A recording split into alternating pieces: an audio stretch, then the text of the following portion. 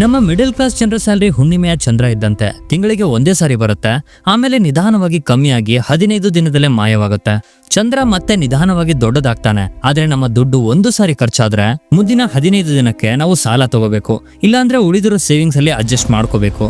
ಆದ್ರೆ ಈ ದುಡ್ಡು ಕಮ್ಮಿ ಆಗೋದ್ರ ಬದಲು ಜಾಸ್ತಿ ಆಗುತ್ತಾ?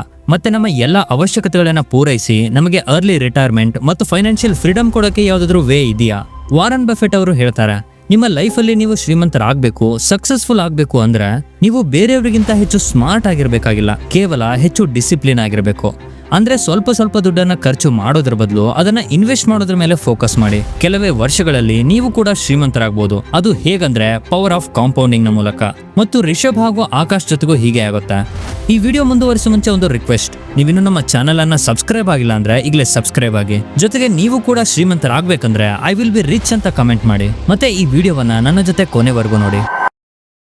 ಶೌರ್ಯ, ರಿಷಬ್ ಮತ್ತು ಆಕಾಶ್ 3 ಜನರು ಒಳ್ಳೆ ಫ್ರೆಂಡ್ಸ್. ಅವರು ರಾಯಚೂರದಿಂದ ಬೆಂಗಳೂರಿಗೆ ಬೇರೆ ಬೇರೆ ಕನಸುಗಳನ್ನ ಹೊತ್ಕೊಂಡು ಬಂದಿರ್ತಾರೆ.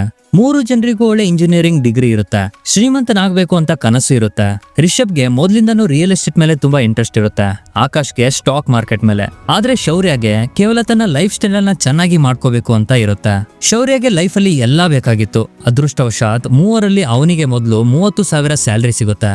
ಬೆಂಗಳೂರಲ್ಲಿ ಶೌರ್ಯ ತನ್ನ ಎಲ್ಲಾ ಕನಸುಗಳನ್ನ ಪೂರೈಸಬೇಕು ಅಂತ ಡಿಸೈಡ್ ಮಾಡ್ತಾನೆ. ಬೆಂಗಳೂರಿನ ಪಾರ್ಟಿ ಕಲ್ಚರ್, ಲಿವಿಂಗ್ ಎಕ್ಸ್ಪೆನ್ಸಸ್, ಊಟ ತಿಂಡಿ, ಅವನು ಎಲ್ಲವನ್ನ ಎಕ್ಸ್ಪ್ಲೋರ್ ಮಾಡಬೇಕು ಅಂತ ಇರ್ತಾನೆ. 23 ವರ್ಷದ ಶೌರ್ಯ ಈಗ ಹೆಚ್ಚು ಇಂಡಿಪೆಂಡೆಂಟ್ ಆಗಿದ್ದ. ಅವನಿಗೆ ಫ್ಯಾಮಿಲಿಯನ್ನ ನಡೆಸಬೇಕಾಗಿರ್ಲಿಲ್ಲ, ಕೇವಲ ಕರಿಯರ್ ಅನ್ನ ಮಾಡ್ಕೋಬೇಕಿತ್ತು. ಅದಕ್ಕೆ ಅವನು ರಿಷಬ್ ಮತ್ತು ಆಕಾಶ್ಗಿಂತ ಬೇರೆ ಇರೋದಕ್ಕೆ ಡಿಸೈಡ್ ಮಾಡ್ತಾನೆ. ಅಲ್ಲಿ ಅವನ ಆಫೀಸ್ ಕಲೀಗ್ ಕೂಡ ಇದ್ರು. 3 ಜೊತೆಯಲ್ಲಿ ಬಂದಿದ್ರು. ಆದ್ರೆ ಶೌರ್ಯ ಈಗ ತನ್ನ ಆಫೀಸ್ ಹತ್ರ ಇರೋ ಸೊಸೈಟಿ ಅಪಾರ್ಟ್ಮೆಂಟ್ ಅಲ್ಲಿ ವಾಸ ಮಾಡೋಕೆ ಶುರು ಮಾಡ್ತಾನೆ. ಅಲ್ಲಿಯ ಬಾಡಿಗೆ 10 ರಿಂದ 12,000 ಇತ್ತು ಮತ್ತು ಆ ಜಾಗ ಆಫೀಸಿಂದ ಹತ್ರ ಇತ್ತು. ಇನ್ನೊಂದ್ ಕಡೆ ಆಕಾಶ್ ಮತ್ತು ರಿಷಬ್ ಒಂದು ಹಳೆ ಬೆಂಗಳೂರು ಏರಿಯಾದಲ್ಲಿ ಇದ್ರು. ಅಲ್ಲಿಯ ಬಾಡಿಗೆ ಮತ್ತು ಪ್ರಾಪರ್ಟೀಸ್ ತುಂಬಾ ಚೀಪ್ ಆಗಿದ್ವು. ರಿಷಬ್ಗೆ ಮೊದಲಿಗೆ ರಿಯಲ್ ಎಸ್ಟೇಟ್ ನಲ್ಲಿ ತುಂಬಾ ಇಂಟ್ರೆಸ್ಟ್ ಇತ್ತು. ಹಾಗಾಗಿ ಅವನು ಆ ಡೆವಲಪ್ ಆಗದೆ ಇರೋ ಏರಿಯಾದಲ್ಲಿ ಶಿಫ್ಟ್ ಆದಾಗ ಮೊದಲ 3-4 ತಿಂಗಳು ಅವನಿಗೆ ಜಾಬ್ ಇರ್ತಾನೆ ಇರ್ಲಿಲ್ಲ. ಅವನು ತನ್ನ ಅಪ್ಪನ ದುಡ್ಡನ್ನ ತಗೊಂಡು ಖರ್ಚು ಮಾಡ್ತಾ ಇದ್ದ. ರಿಷಬ್ ಕೇವಲ ಜಾಬ್ ಅನ್ನ ಹುಡುಕ್ತಾ ಇರಲಿಲ್ಲ, ಅವನು ಬೆಳೀತಾ ಇರೋ ಬೆಂಗಳೂರಲ್ಲಿ ರಿಯಲ್ ಎಸ್ಟೇಟ್ ಪ್ರಾಪರ್ಟಿ ಬಗ್ಗೆ ಸ್ಟಡಿ ಮಾಡ್ತಾ ಇದ್ದ. 2009ರಲ್ಲಿ 23 ವರ್ಷದ ರಿಷಬ್ 10 ರೂಪಾಯಿ ಚಾಯ್ ಮತ್ತೆ ವಡಾಪಾವನ್ನ ತಿಂದು ಬದುಕ್ತಾ ಇದ್ದ. ಅವನಿಗೆ ಒಂದು ದೊಡ್ಡ ನ್ಯೂಸ್ ಮತ್ತೆ ದೊಡ್ಡ ಅಮೌಂಟ್ ನ ಅವಶ್ಯಕತೆ ಇತ್ತು ಅಷ್ಟೇ. ಹೊಸ ಬೆಂಗಳೂರು ಮುಂದಿನ 10 ರಿಂದ 15 ವರ್ಷದಲ್ಲಿ ತುಂಬಾ ಡೆವಲಪ್ ಆಗುತ್ತೆ ಅಂತ ಅವನಿಗೆ ಗೊತ್ತಿತ್ತು. ಇಲ್ಲಿ ಮೆಟ್ರೋ ಬರುತ್ತೆ, ಹಳೆಯ ಬೆಂಗಳೂರಿನ ನಗರಗಳು ಡೆವಲಪ್ ಆಗುತ್ತೆ ಅಂತ ಅವನಿಗೆ ಗೊತ್ತು. ಅದಕ್ಕೆ ರಿಷಬ್ ಒಂದು ರಿಯಲ್ ಎಸ್ಟೇಟ್ ಕಂಪನಿಯಲ್ಲಿ ಜಾಬ್ ಮಾಡ್ತಾ ಇದ್ದ. ಅವನ ಸ್ಯಾಲರಿ ಅಲ್ಲಿ ತುಂಬಾ ಕಡಿಮೆ ಇತ್ತು, ಕೇವಲ 15,000. ಆದ್ರೆ ಹೊಸ ಬೆಂಗಳೂರಿನಲ್ಲಿ ಹೊಸ ಇಂಟರ್ನ್ಯಾಷನಲ್ ಏರ್ಪೋರ್ಟ್ ಕನ್ಸ್ಟ್ರಕ್ಟ್ ಆಗ್ತಾ ಇದೆ ಅನ್ನೋದು ಅವನಿಗೆ ಗೊತ್ತಿತ್ತು. ರಿಷಬ್ ತನ್ನ ಅಪ್ಪನಿಗೆ ಫೋನ್ ಮಾಡಿ 3 ಲಕ್ಷ ಪ್ರಾಪರ್ಟಿಯಲ್ಲಿ ಇನ್ವೆಸ್ಟ್ ಮಾಡೋಕೆ ಹೇಳ್ತಾನೆ ಮತ್ತು ಮುಂದಿನ 10 ವರ್ಷದಲ್ಲಿ ಇಲ್ಲಿ ಡೆವಲಪ್ ಆಗುತ್ತೆ, ನಾವು ಇಲ್ಲೇ 3-4 ಪ್ರಾಪರ್ಟಿಗಳನ್ನ ಖರೀದಿ ಮಾಡಿದ್ರೆ ಸಂಪೂರ್ಣವಾಗಿ ಫೈನಾನ್ಷಿಯಲ್ ಫ್ರೀ ಆಗ್ಬೋದು ಅಂತ ಪ್ರಾಮಿಸ್ ಮಾಡ್ತಾನೆ. ಈಗ ಒಬ್ಬ ಇಂಡಿಯನ್ ಫಾದರ್ ಇಲ್ಲಿ ಒಪ್ಕೋತಾರ. ಆದ್ರೆ ಹೇಗಾದ್ರೂ ಮಾಡಿ ರಿಷಬ್ ಅವರನ್ನ ಒಪ್ಪಿಸಿ 2011ರಲ್ಲಿ ಆ ಪ್ರಾಪರ್ಟಿ ಮೇಲೆ ಇನ್ವೆಸ್ಟ್ ಮಾಡ್ತಾನೆ. ಅದು ನಿಧಾನವಾಗಿ ಇಲ್ಲಿ ಶಾಪಿಂಗ್ ಕಾಂಪ್ಲೆಕ್ಸಸ್, ಸ್ಕೂಲ್ಗಳು ನಿರ್ಮಾಣವಾಗ್ತವೆ. ರಿಷಬ್ ಆ ಪ್ರಾಪರ್ಟಿನ ರೆಂಟ್ಗೆ ಹಾಕಿ 2% ರೆಂಟಲ್ ಈಲ್ಡ್ ಅನ್ನ ಕೂಡ ಪಡಿತಾ ಇರ್ತಾನೆ. ಈಗ ರಿಷಬ್ ನ ಪ್ರಾಪರ್ಟಿ ಬೆಲೆ ಜಾಸ್ತಿ ಆಗ್ತಾ ಇತ್ತು.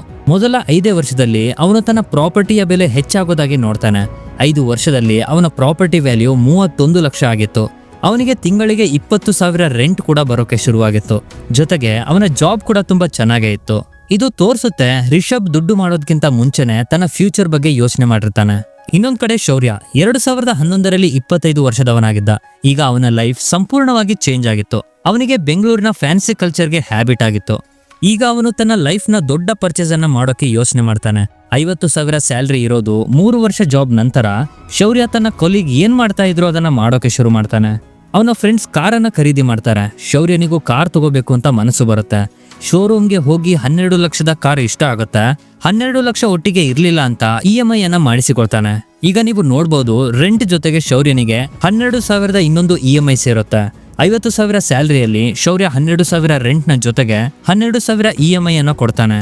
ಅಂದ್ರೆ ಅವನ ಟೋಟಲ್ ಎಕ್ಸ್ಪೆನ್ಸಸ್ ಈಗ 24,000 ಆಗಿರುತ್ತೆ. ಈಗ ಕಾರ್ ಬಂತು, ದೊಡ್ಡ ದೊಡ್ಡ ಮಾತುಕತೆಗಳಾದವು. ಲೈಫಲ್ಲಿ ಬೇಕಾಗಿದ್ದು ಒಂದು ಲೈಫ್ ಪಾರ್ಟ್ನರ್. ಶೌರ್ಯನ ಲೈಫಲ್ಲಿ ಲೈಫ್ ಪಾರ್ಟ್ನರ್ ಬಂದ ತಕ್ಷಣ ಅವನು ತುಂಬಾ ದೊಡ್ಡ ಮನುಷ್ಯನಂತೆ ಕಾಣೋಕೆ ಶುರು ಮಾಡ್ತಾನೆ. ತುಂಬಾ ಪಾರ್ಟಿ ಮಾಡಿ ಮಜಾ ಮಾಡಿ ತಾನು ಶ್ರೀಮಂತ ಇರೋ ತರ ಯೋಚನೆ ಮಾಡ್ತಾನೆ. ಶೌರ್ಯನ ಪಾರ್ಟ್ನರ್ ಕೂಡ ತನ್ನ ಮನಸ್ಸಿನಲ್ಲಿ ಶೌರ್ಯನ ಬಗ್ಗೆ ಅದೇ ರೀತಿ ಇಮೇಜ್ ಅನ್ನ ಮಾಡ್ಕೊಂಡಿದ್ಲು. ಈಗ ಶೌರ್ಯನ ಬಳಿ ಉಳಿದಿದ್ದು 25,000 ಎಕ್ಸ್ಟ್ರಾ ದುಡ್ಡು ಅಷ್ಟೇ. ಅದು ಕೂಡ ಅವನ ಕೈಯಲ್ಲಿ ಉಳಿತಾ ಇರ್ಲಿಲ್ಲ.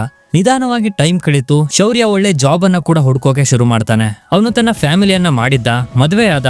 ಆದ್ರೆ ಈ ಮಧ್ಯೆ ಅವನು ಯಾವಾಗಾದ್ರೂ ತನ್ನ ಫ್ರೆಂಡ್ ಬಗ್ಗೆ ಯೋಚನೆ ಮಾಡಿದಾಗ ಅವರು ಎಲ್ಲಿ ಇರ್ತಾರೆ ಅಂತ ಯೋಚನೆ ಮಾಡ್ತಾನೆ. ಫೈನಲಿ 11 ವರ್ಷಗಳ ಕಾಲ ಕೆಲಸ ಮಾಡಿದ್ಮೇಲೆ ಶೌರ್ಯ 36 ವರ್ಷದವನಾಗಿದ್ದಾಗ ಅವನಿಗೆ ತಿಂಗಳಿಗೆ 1 ಲಕ್ಷ ಸಿಗೋ ಜಾಬ್ ಸಿಕ್ತು. ಈಗ ಶೌರ್ಯನಿಗೆ ತನ್ನದೇ ಆದ ಮನೆ ತಗೊಳ್ಳೋ ಟೈಮ್ ಬಂದಿದೆ ಅಂತ ಅನ್ಸುತ್ತೆ.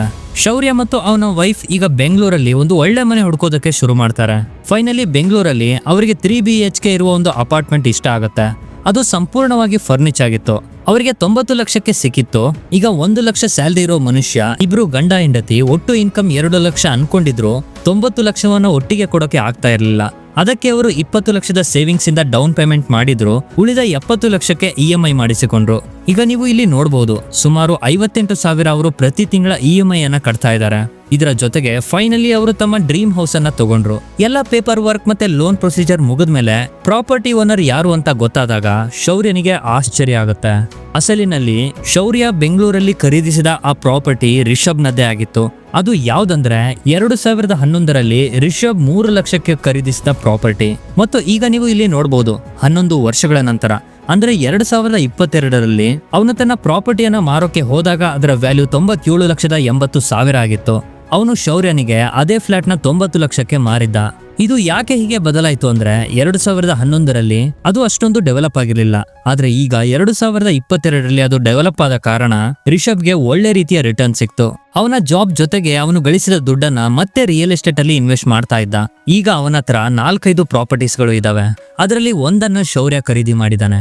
36ನೇ ವಯಸ್ಸಿನಲ್ಲಿ ರಿಷಬ್ ಬಳಿ ಇಷ್ಟೊಂದು ದುಡ್ಡಿತ್ತು. ಅವನು ಆರಾಮಾಗಿ ರಿಟೈರ್ ಆಗ್ಬೋದಿತ್ತು. ಮತ್ತೆ ಅವನ ಆಸೆಟ್ಸ್ ಅವನಿಗೆ ದುಡ್ಡನ್ನ ಸಂಪಾದನೆ ಮಾಡಿ ಕೊಡ್ತಾ ಇತ್ತು. ವಾರನ್ ಬಫೆಟ್ ಅವರು ಹೇಳ್ತಾರೆ, ನೀವು ಮಲಗಿರುವಾಗ ದುಡ್ಡು ಮಾಡಕ್ಕೆ ಒಂದು ವೇಯನ್ನ ಹುಡುಕದಿದ್ರೆ ನೀವು ಕೊನೆ ತನಕ ಅಂದ್ರೆ ನಿಮ್ಮ ಜೀವ ಹೋಗೋ ತನಕ ಕೆಲಸ ಮಾಡಿ ಸಾಯ್ತೀರಾ. ಮತ್ತು ಶೌರ್ಯನ ಪರಿಸ್ಥಿತಿ ಕೂಡ ಇದೇ ರೀತಿಯಾಗಿತ್ತು. ಇಬ್ಬರ ನಡುವೆ ಮಾತುಕತೆ ನಡೀತಾನೆ ಇತ್ತು. ಅಷ್ಟರಲ್ಲಿ ಆಕಾಶ್ ಬಗ್ಗೆ ಮಾತು ಬಂತು. ಶೌರ್ಯ ಆಕಾಶ್ ಎಲ್ಲಿದ್ದಾನೆ ಮತ್ತೆ ಹೇಗೆ ಕೆಲಸ ಮಾಡ್ತಿದ್ದಾನೆ ಅಂತ ಕೇಳ್ದ. ಆಗ ರಿಷಬ್ ಹೇಳ್ದ, ನನಗೂ ಗೊತ್ತಿಲ್ಲ ಅವನು ಎಲ್ಲಿದ್ದಾನೆ ಅಂತ. ನಂತರ ಅವರಿಬ್ರು ಫೋನ್ ಮಾಡಿ ಕರೀತಾರೆ. ಆಕಾಶ್ಗಾಗಿ ಕಾಯ್ತಿದ್ದ ಶೌರ್ಯ ಮತ್ತು ರಿಷಬ್ ಇಬ್ರು ಹೋಟೆಲ್ ನಲ್ಲಿ ಕುಳಿತಿದ್ರು. ಆಗ ಆಕಾಶ್ ಒಬ್ಬ ಟ್ರೂ ಜೆಂಟಲ್ಮ್ಯಾನ್ ನ ರೀತಿ ಕಾರಿಂದ ಇಳಿದ. ಇಬ್ಬರನ್ನ ತುಂಬಾ ದಿನದ ನಂತರ ಭೇಟಿಯಾದ ಮೇಲೆ ಖುಷಿ ಪಟ್ಟ. ಆಕಾಶ್ನ ಸಿಂಪಲ್ ವೇ ಆಫ್ ಲಿವಿಂಗ್ ಅನ್ನ ನೋಡಿ ಶೌರ್ಯ, ಯಾಕೋ ನಿನ್ನ ಹಾಲತ್ ಹೇಗಿದೆ, ಯಾಕೋ ನೀನು ಸರಿಯಾಗಿದೀಯಾ, ಏನಾಯ್ತು, ನಿನ್ನ ದುಡ್ಡು ರೂಪಾಯಿ ಎಲ್ಲ ಗಳಿಸ್ತಾ ಇದೀಯಾ ಅಂತ ಕೇಳ್ದ. ಅದಕ್ಕೆ ಆಕಾಶ್ ತುಂಬಾ ಗ್ರೇಸ್ಫುಲ್ಲಿ ರಿಪ್ಲೈ ಮಾಡ್ತಾನೆ, ಸ್ನೇಹಿತರೆ, ಕೇವಲ ಮುಂದಿನ 5 ವರ್ಷದಲ್ಲಿ ನಾನು ರಿಟೈರ್ ಆಗ್ತಾ ಇದ್ದೀನಿ. ಶೌರ್ಯ ಮನಸ್ಸಲ್ಲೇ ಯೋಚನೆ ಮಾಡ್ತಾನೆ, ಒಬ್ಬ ಈಗಾಗ್ಲೇ ರಿಟೈರ್ ಆಗಿದ್ದಾನೆ, ಇನ್ನೊಬ್ಬ 5 ವರ್ಷ ಆದ್ಮೇಲೆ ರಿಟೈರ್ ಆಗ್ತಾ ಇದ್ದಾನೆ. ನಾನು ಒಬ್ಬನೇ ಮುಂದಿನ 20 ವರ್ಷಗಳ ಕಾಲ EMI ತುಂಬೋಕೆ ಕೆಲಸ ಮಾಡ್ಬೇಕಾ? ಔಟ್ ಆಫ್ ಕ್ಯೂರಿಯಾಸಿಟಿ ಶೌರ್ಯ ಕೇಳ್ತಾನೆ, ಏನೋ 5 ವರ್ಷದಲ್ಲಿ ಏನಾದ್ರೂ ಲ್ಯಾಟ್ರಿ ಬೀಳೋ ಸಾಧ್ಯತೆ ಇದೆಯಾ ನಿನಗೆ? ಅದಕ್ಕೆ ಆಕಾಶ್ ಅವರಿಬ್ಬರಿಗೂ ತನ್ನ ಲೈಫ್ ಸ್ಟೋರಿಯನ್ನ ಹೇಳ್ತಾನೆ. ನನಗೆ ಯಾವುದು ಲಾಟ್ರಿ ಬಿದ್ದಿಲ್ಲ, ಬದಲಿಗೆ ನಾನು ಸೇವಿಂಗ್ ರೂಲ್ ಮತ್ತೆ ಕಾಂಪೌಂಡಿಂಗ್ ರೂಲ್ ನ ಸಹಾಯದಿಂದ ದುಡ್ಡು ಗಳಿಸಿದ್ದೇನೆ. ಈಗ ಇಷ್ಟೊಂದು ಆಗಿದೆ, ಅದು ಕೇವಲ 3-4 ವರ್ಷದಲ್ಲಿ ರಿಟೈರ್ ಆಗ್ತೀನಿ. ಆಕಾಶ್ ಮುಂದುವರಿಸಿ ಹೇಳ್ತಾನೆ, ಏನಾಯ್ತು ಅಂದ್ರೆ ನನ್ನ ಮೊದಲ ಜಾಬ್ ಒಂದು ಟ್ರೇಡಿಂಗ್ ಕಂಪನಿಯಲ್ಲಿ ಆಯ್ತು. ಅಲ್ಲಿ ನಾನು IT ಟೆಕ್ನಿಷಿಯನ್ ಆಗಿ ಕೆಲಸ ಮಾಡ್ತಾ ಇದ್ದೆ. ನಾನು ಸ್ಟಾಕ್ ಮಾರ್ಕೆಟ್ ಅಲ್ಲಿ ಕೆಲವು ಸ್ಕಿಲ್ ಗಳನ್ನ ಕಲಿತೆ. ನನ್ನ 25,000 ಸ್ಯಾಲರಿಯಲ್ಲಿ ಕೆಲವು ಪೋರ್ಷನ್ ಅನ್ನ ಸೇವ್ ಮಾಡಿ ಇನ್ವೆಸ್ಟ್ ಮಾಡ್ತಾ ಇದ್ದೆ. ಇನ್ವೆಸ್ಟ್ ಮಾಡೋದಕ್ಕೆ ನಾನು ಯಾವ ಸೇವಿಂಗ್ ಮೆಥಡ್ ಅನ್ನ ಯೂಸ್ ಮಾಡಿದ್ದು ಅಂದ್ರೆ 50-30-20 ರೂಲ್ ಅಂತ. ನನ್ನ 25,000 ಸ್ಯಾಲರಿಯಲ್ಲಿ ನಾನು 50% ಭಾಗವನ್ನ ನನ್ನ ನೀಡ್ಸ್ಗಾಗಿ ಇಟ್ಕೊಂಡೆ, 30% ಅನ್ನ ನನ್ನ ಖರ್ಚಿಗಾಗಿ, ಮತ್ತೆ ಉಳಿದ 20% ಅನ್ನ ಅಂದ್ರೆ 5,000ವನ್ನ ಇನ್ವೆಸ್ಟ್ ಮಾಡೋಕೆ ಡಿಸೈಡ್ ಮಾಡಿದೆ. ನಾನು ನಿಫ್ಟಿ 50 ಇಂಡೆಕ್ಸ್ ಫಂಡ್ ಅಲ್ಲಿ SIP ಮಾಡೋಕೆ ಡಿಸಿಷನ್ ತಗೊಂಡೆ. ಇಂಡಿಯಾದಲ್ಲಿ ನಿಫ್ಟಿ 50 ಇಂಡೆಕ್ಸ್ ಫಂಡ್ ವರ್ಷಕ್ಕೆ 10-12% ರಿಟರ್ನ್ ಕೊಡುತ್ತೆ. ಸ್ಟಾಕ್ಗಳು ಈ ಮಧ್ಯೆ ಹೇಗೆ ಪರ್ಫಾರ್ಮ್ ಮಾಡ್ತಾ ಇದೆ ಅಂತ ಆಕಾಶ್ಗೆ ಚೆನ್ನಾಗೇ ಗೊತ್ತಿತ್ತು. 5 ವರ್ಷ ಇನ್ವೆಸ್ಟ್ ಮಾಡಿದ್ಮೇಲೆ ಅವನು ಸ್ಟಾಕ್ ಮಾರ್ಕೆಟ್ ಬಗ್ಗೆ ತುಂಬಾ ಕಲಿತಿದ್ದ. ಆಕಾಶ್ಗೆ ಅರ್ಥ ಆಯ್ತು, ಈಗ ದುಡ್ಡು ಮಾಡಬೇಕು ಮತ್ತೆ ಅರ್ಲಿ ರಿಟೈರ್ಮೆಂಟ್ ಬೇಕಿದ್ರೆ ತನ್ನ ಬಿಸ್ನೆಸ್ ನ ಬಿಲ್ಡ್ ಮಾಡೋದ್ರ ಜೊತೆಗೆ ಇನ್ವೆಸ್ಟಿಂಗ್ ಅನ್ನ ಕೂಡ ಶುರು ಮಾಡಬೇಕು ಅಂತ. ಆಕಾಶ್ ಈಗ ತನ್ನ ಜಾಬ್ ಜೊತೆಗೆ ಫೈನಾನ್ಷಿಯಲ್ ಅಸಿಸ್ಟೆಂಟ್ ಆಗಿ ಕೂಡ ಕೆಲಸ ಮಾಡ್ತಾ ಇದ್ದ. 28 ವರ್ಷದ ವಯಸ್ಸಿನಲ್ಲಿ ಅವನು UPSC ಓದ್ಬೇಕಾ ಅಥವಾ ಜಾಬ್ ಮಾಡ್ಬೇಕಾ ಅಂತ ಅರ್ಥ ಆಗ್ತಿರ್ಲಿಲ್ಲ. ಆದ್ರೆ ಈಗ ಅದೇ ಆಕಾಶ್ 3 ಕೆಲಸವನ್ನ ಮಾಡಿ ತಿಂಗಳಿಗೆ 1-1.5 ಲಕ್ಷವನ್ನ ಗಳಿಸ್ತಾ ಇದ್ದ. ಇದರ ನಂತರ ಆಕಾಶ್ ಹೇಳ್ದ, ಮೊದಲಿಗೆ ನಾನು 5 ವರ್ಷ SIP ಇಂದ ದುಡ್ಡು ಮಾಡಿದೆ, ನಂತರ ಅದನ್ನ ವಿಡ್ರಾ ಮಾಡಿದೆ. ಅವನು ಹೇಳ್ದ, 5 ವರ್ಷದಲ್ಲಿ ಅವನು ನಿಫ್ಟಿ 50 ಇಂಡೆಕ್ಸ್ ಫಂಡ್ ನಲ್ಲಿ ಅದು ಆನ್ ಆನ್ ಆವರೇಜ್ 10-12% ರಿಟರ್ನ್ ಕೊಡ್ತಾ ಇತ್ತು. ಅದರಲ್ಲಿ ತುಂಬಾ ಹಣವನ್ನ ನಾನು ರಿಟರ್ನ್ ತೆಗೆದೆ. ನಂತರ ಅದೇ ದುಡ್ಡನ್ನ ಸ್ಟಾಕ್ ಮಾರ್ಕೆಟ್ ಅಲ್ಲಿ ಇನ್ವೆಸ್ಟ್ ಮಾಡಿದಾಗ ಅವನಿಗೆ ಆನ್ ಆನ್ ಆವರೇಜ್ 17% ನಷ್ಟು ರಿಟರ್ನ್ ಸಿಗ್ತಾ ಇತ್ತು. 10 ವರ್ಷದ ನಂತರ ಅವನ ಬಳಿ ಎಷ್ಟು ದುಡ್ಡು ಆಗಬಹುದು ಅಂತ ನೀವೇ ನೋಡ್ಬೋದು, 25 ಲಕ್ಷ. ಆದ್ರೆ ಆಕಾಶ್ಗೆ ಅರ್ಲಿ ರಿಟೈರ್ಮೆಂಟ್ಗೆ ಕೇವಲ ಇಷ್ಟು ಸಾಲದು ಅಂತ ಗೊತ್ತಿತ್ತು. ಅದಕ್ಕೆ ಅವನು ನಿಫ್ಟಿ 50 ಇಂಡೆಕ್ಸ್ ಫಂಡ್ ಅಲ್ಲಿ SIP ಮಾಡೋಕೆ ಡಿಸಿಷನ್ ತಗೊಂಡ. ಆದ್ರೆ ಈ ಸಾರಿ 5,000 ಅಲ್ಲ, ಬದಲಿಗೆ ದೊಡ್ಡ ಅಮೌಂಟ್. ಆಕಾಶ್ ಕೇವಲ 10 ರಿಂದ 12 ವರ್ಷದಲ್ಲಿ 1 ರಿಂದ 1.5 ಕೋಟಿ ಅಮೌಂಟ್ ಅನ್ನ ಸೆಕ್ಯೂರ್ ಮಾಡಿ ರಿಟೈರ್ ಆಗ್ಬೇಕು ಅನ್ಕೊಂಡಿದ್ದ. ಅದಕ್ಕೆ ಅವನ ಪ್ರತಿ ತಿಂಗಳಿನ 1,20,000 ಇನ್ಕಮ್ ಅಲ್ಲಿ 30,000 ಇನ್ವೆಸ್ಟ್ ಮಾಡೋಕೆ ಡಿಸಿಷನ್ ಮಾಡ್ತಾನೆ ಮತ್ತು 732 ರೂಲ್ ಆಫ್ ಕಾಂಪೌಂಡಿಂಗ್ ಅನ್ನ ಯೂಸ್ ಮಾಡ್ದ. ಈ 732 ರೂಲ್ ಆಫ್ ಕಾಂಪೌಂಡಿಂಗ್ ಅಂದ್ರೆ ಏನು?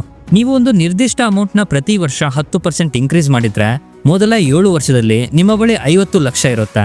ನಂತರದ 50 ಲಕ್ಷ ಕೇವಲ 3 ವರ್ಷದಲ್ಲಿ ಆಗುತ್ತೆ. ಮುಂದಿನ 50 ಲಕ್ಷ ಆಗೋದಕ್ಕೆ ಅದು ಕೇವಲ 2 ವರ್ಷ ತಗೊಳುತ್ತೆ. ಇದನ್ನ ನಾವು ಆಕಾಶ್ಗೆ ಕಂಪೇರ್ ಮಾಡಿ ಕ್ಯಾಲ್ಕುಲೇಟ್ ಮಾಡಿದ್ರೆ 7 ವರ್ಷದಲ್ಲಿ 50 ಲಕ್ಷ, 10ನೇ ವರ್ಷದಲ್ಲಿ 1 ಕೋಟಿ ಮತ್ತು 12ನೇ ವರ್ಷದಲ್ಲಿ 1.5 ಕೋಟಿಯನ್ನ ಗಳಿಸಿದ್ದ. ಅವನ ಬಳಿ 25 ಲಕ್ಷ ಸ್ಟಾಕ್ ಕೂಡ ಇತ್ತು, ಅದರಿಂದ ಡಿವಿಡೆಂಡ್ ಕೂಡ ಸಿಗ್ತಾ ಇತ್ತು. ಆದ್ರೆ 12 ವರ್ಷದ ನಂತರ ಈ 1.5 ಕೋಟಿಯನ್ನ ಇನ್ಫ್ಲೇಷನ್ ಅಡ್ಜಸ್ಟ್ ಮಾಡಿದ್ರೆ ಅದು ತುಂಬಾನೇ ಕಡಿಮೆ ಆಗುತ್ತೆ. ಆದ್ದರಿಂದ ಅವನು ತಿಂಗಳಿಗೆ 50,000 ಇನ್ವೆಸ್ಟ್ ಮಾಡೋಕೆ ತೀರ್ಮಾನ ಮಾಡ್ತಾನೆ. ಇದರಿಂದ ಅವನ 1 ಕೋಟಿ ಟಾರ್ಗೆಟ್ 12 ವರ್ಷದಲ್ಲಿ ಕಂಪ್ಲೀಟ್ ಆಯ್ತು. ಈಗ ಈ 3 ಫ್ರೆಂಡ್ಸ್ ಅಲ್ಲಿ ನೋಡಿದ್ರೆ ಆಕಾಶ್ ಎಲ್ಲರಿಗಿಂತ ಔಟ್ ಪರ್ಫಾರ್ಮ್ ಮಾಡಿದ್ದ. ರಿಷಬ್ಗೆ ರಿಯಲ್ ಎಸ್ಟೇಟ್ ಅಲ್ಲಿ ಪವರ್ ಆಫ್ ಕಾಂಪೌಂಡಿಂಗ್ ಸಿಕ್ತು ಮತ್ತು 36ನೇ ವಯಸ್ಸದಲ್ಲಿ ಅವನು ಫೈನಾನ್ಷಿಯಲ್ ಫ್ರೀ ಆಗಿದ್ದ. ಆದ್ರೆ ಆಕಾಶ್ನ ಟೆಕ್ನಿಕ್ ತುಂಬಾ ಚೆನ್ನಾಗಿತ್ತು. ಶೌರ್ಯ ಅವನು ಇನ್ನೂ 20 ವರ್ಷ ಕೆಲಸ ಮಾಡಬೇಕು ತನ್ನ ಹೌಸ್ EMI, ಸ್ಕೂಲ್ ಫೀಸ್ ಮತ್ತೆ ಲೈಫ್ ಸ್ಟೈಲ್ ನ ಮೇಂಟೈನ್ ಮಾಡೋದಕ್ಕೆ. ಸ್ನೇಹಿತರೆ, ಹಾಗಾಗಿ ಹೇಳೋದು middle class mindset is equal to power of loans ಮತ್ತೆ EMI ಅಂತ. ಅದು ನಿಮ್ಮನ್ನ ಒಂದು ದಿನ ತುಳಿದು ಬಿಡುತ್ತೆ. ಅದೇ ರಿಚ್ ಮೈಂಡ್ ಸೆಟ್ ಅಂದ್ರೆ ಪವರ್ ಆಫ್ ಕಾಂಪೌಂಡಿಂಗ್ ಮತ್ತು ಇದು ನಿಮ್ಮನ್ನ ಫೈನಾನ್ಷಿಯಲಿ ಫ್ರೀ ಮಾಡುತ್ತೆ. ಸ್ನೇಹಿತರೆ, ಕನ್ನಡದಲ್ಲಿ ಇದೇ ರೀತಿ ಫೈನಾನ್ಷಿಯಲ್ ಎಜುಕೇಶನ್ ಬಗ್ಗೆ ನಿಮಗೆ ವಿಡಿಯೋ ನೋಡ್ಬೇಕಿದ್ರೆ ನಮ್ಮ ಚಾನೆಲ್ನ ಈಗಲೇ ಸಬ್ಸ್ಕ್ರೈಬ್ ಮಾಡಿ. ಮತ್ತೆ ಆಗ್ಲೇ ಹೇಳ್ದಂಗೆ ನೀವು ಕೂಡ ಫೈನಾನ್ಷಿಯಲಿ ಫ್ರೀ ಆಗ್ಬೇಕಂದ್ರೆ yes I will be rich ಅಂತ ಕಮೆಂಟ್ ಮಾಡಿ. ನೋಡೋಣ ಎಷ್ಟು ಜನ ಹೀಗೆ ಇದ್ದಾರೆ ಅಂತ. ಜೊತೆಗೆ ನೀವು ಕೂಡ ಈ ಮಿಡಲ್ ಕ್ಲಾಸ್ ಟ್ರ್ಯಾಪ್ ಅಲ್ಲಿ ಸಿಕ್ಕಾಕೊಂಡಿದ್ರೆ ಈಗಲೇ ಸ್ಕ್ರೀನ್ ಮೇಲೆ ಕಾಣ್ತಾ ಇರುವ ಈ ವಿಡಿಯೋವನ್ನ ನೋಡಿ.